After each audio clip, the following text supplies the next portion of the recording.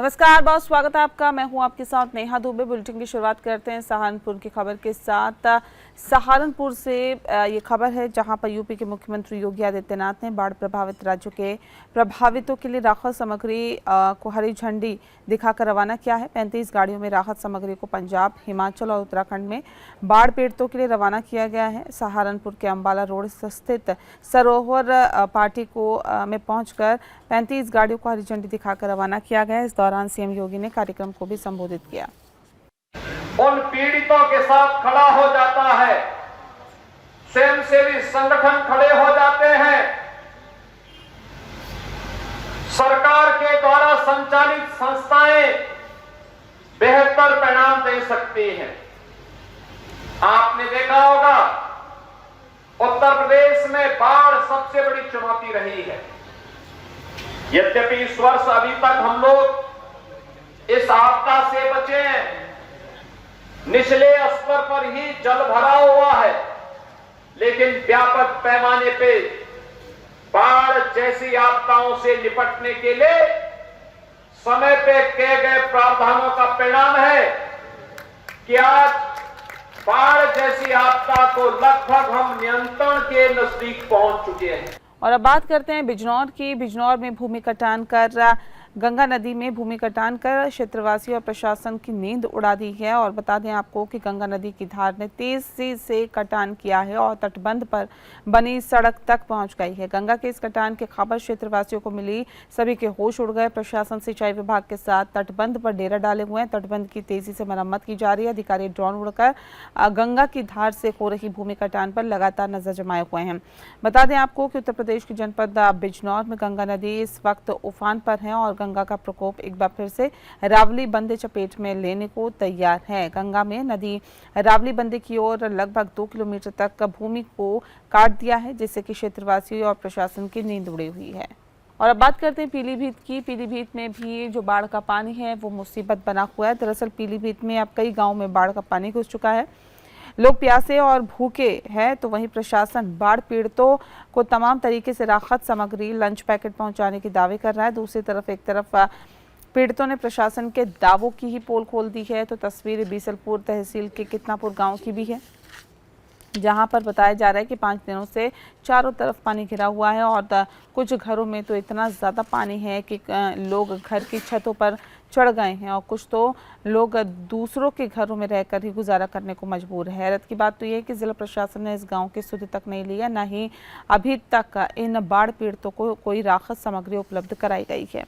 और चलिए अब बात करते हैं शाहजहांपुर की। दरअसल जनपद शाहजहांपुर में सहकारिता क्षेत्र में 12 सितंबर से शुरू होने वाला महासदस्यता अभियान 2025 की शुरुआत नमो सभागार में कार्यक्रम के मुख्य अतिथि कैबिनेट वित्त मंत्री सुरेश कुमार खन्ना ने कराई है। इस दौरान नए बनाए गए सदस्यों प्रमाण पत्र देकर उन्हें सम्मानित किया गया। कार्यक्रम का उद्देश्य सहकार से समृद्धि करना और साथ ही साथ जिससे देश के किसान ग्रामीणों का विकास हो सके। इससे पूर्व वित्त एवं संसदीय मंत्री सुरेश खन्ना ने विकास भवन में आयोजित कार्यक्रम में नवचयनित 10 ITI अनुदेशकों को नियुक्त कर पत्र वितरण कर उनके उज्जवल भविष्य की शुभकामनाएं देते हुए अपने कर्तव्य को ईमानदारी से निभाने की अपील की है। वित्त मंत्री ने मीडिया से बातचीत करते हुए बताया कि कृषि और उससे जुड़े हुए क्षेत्र सहकारिता में आते हैं, जिसका देश की GDP में लगभग 25% योगदान है, जिसको सुदृढ़ करने को लेकर सहकारिता क्षेत्र को मजबूत करना है ताकि आम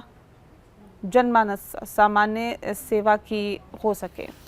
प्राइमरी सेक्टर है कृषि और उसके संबद्ध क्षेत्र, उसी में सहकारिता भी आता है, उसका अपना योगदान भी है।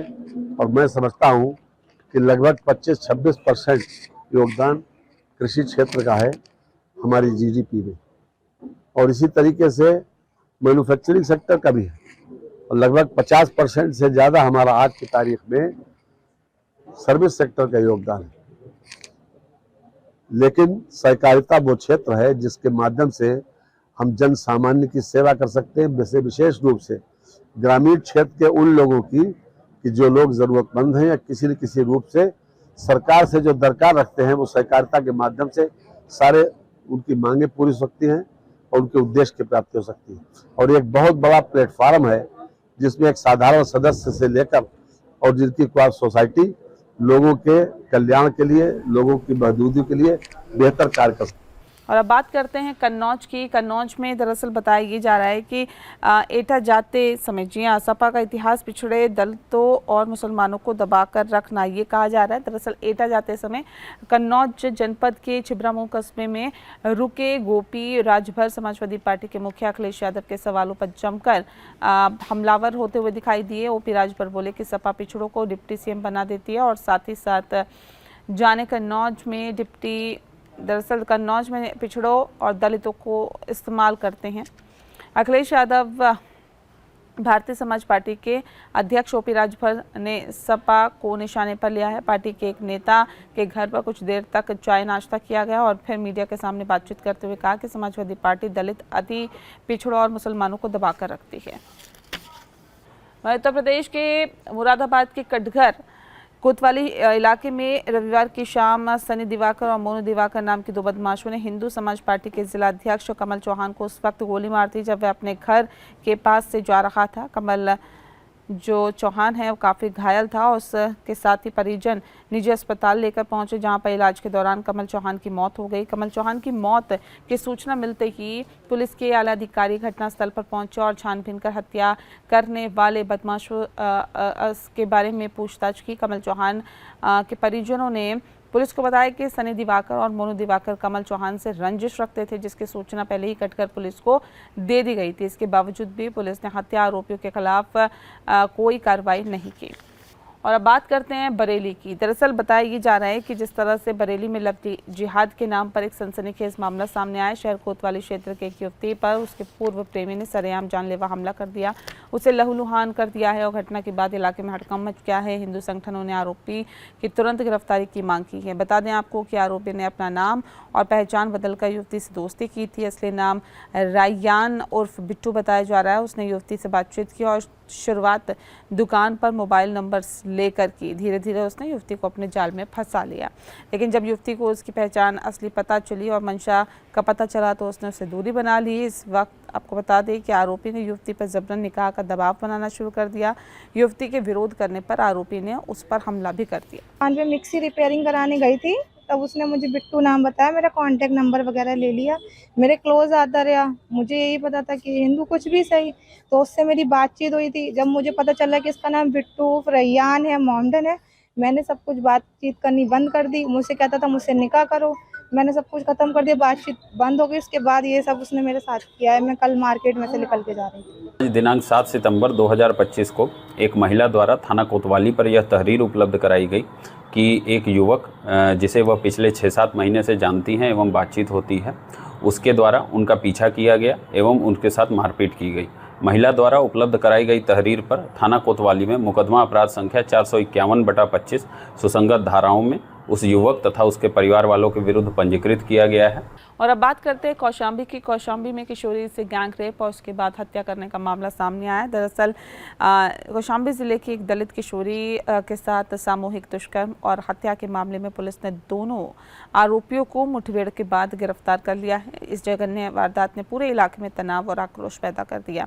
ये वारदात कड़ाधाम थाना क्षेत्र में हुई है, जहाँ पर जिसने पूरे जिले को झकझोर कर रख दिया। एक दलित किशोरी के साथ सामूहिक दुष्कर्म के बाद उसकी निर्मम हत्या कर दी गई है। पुलिस ने मामले का खुलासा करते हुए दोनों आरोपियों धीरज यादव और पिंटू यादव को मुठभेड़ के बाद गिरफ्तार कर लिया। कड़ाधाम क्षेत्र में एक नाबालिग बालिका के साथ दुष्कर्म एवं हत्या की घटना कारित हुई थी।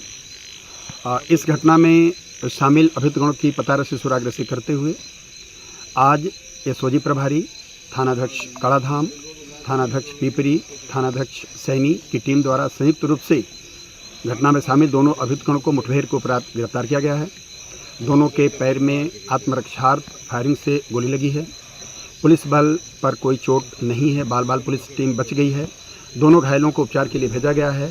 अन्य विधिक कार्रवाई प्रचलित है। और अब बात करते हैं आजमगढ़ की। दरअसल आजमगढ़ के जहानाबाद थाना क्षेत्र के धनार बांध गांव पोस्ट बडोरा में बीती रात करीब 22 वर्षीय युवक की गला रेतकर हत्या कर दी गई है। मृतक जय हिंद गांव का निवासी बताया जा रहा था और उसके शव के सिवान में पड़े होने की सूचना जैसे ही परिजनों को मिली, वे तत्काल मौके पर पहुंच गए। परिजनों ने जैसे ही शव को देखा, कोहराम मच गया। इसकी सूचना जहानाबाद थाना पुलिस को मिली है और पुलिस फोर्स मौके पर पहुंच गई है। वरिष्ठ अधिकारी भी बाद में सूचना पर पहुंचे। किसी तरीके से शव को कब्जे में लिया गया और पोस्टमार्टम के लिए भेज दिया गया। आरोप लगाया जा रहा था कि युवक का गांव के ही किसी युवती से प्रेम प्रसंग चल रहा था। युवती के परिजन नाराज थे और युवती ने एक दिन पहले ही जय हिंद को आगाह भी किया था, लेकिन जय हिंद ने इसको गंभीरता से नहीं लिया और वह बीती रात गांव के सिवान में मौजूद था। अकेले उसकी मौजूदगी की सूचना उसके विरोधी पक्ष को मिल गई। बताया भी जा रहा है कि मोटरसाइकिल पर सवार 3 हमलावर वहां पहुंचे और उसकी गला रेत कर हत्या कर मौके से फरार हो गए। हरदोई में संपत्ति विवाद में युवक की हत्या कर दी गई। बता दें आपको, दरअसल पिहानी थाना क्षेत्र के समथरी गांव के अशोक सिंह का अपनी पत्नी दुर्गा सिंह से विवाद चल रहा था। दुर्गा विवाद के चलते अपनी बहन के साथ रहती है। दुर्गा से अलग रह रहे अशोक सिंह और उसके परिवार की दुर्गा की संपत्ति पर नज़र है। इसी विवाद के चलते दुर्गा की बहन के बेटे अतुल सिंह की चाकू मारकर हत्या करने का आरोप है। बता दें आपको कि मृतक के भाई अभय प्रताप सिंह ने अशोक सिंह और उसके परिजनों पर हत्या का आरोप लगाया। पूर्व में अशोक सिंह और अन्य लोगों पर इसी युवक के गोली मारने का आरोप था और फिलहाल पुलिस ने शव को कब्जे में लेकर पोस्टमार्टम के लिए भेज दिया है।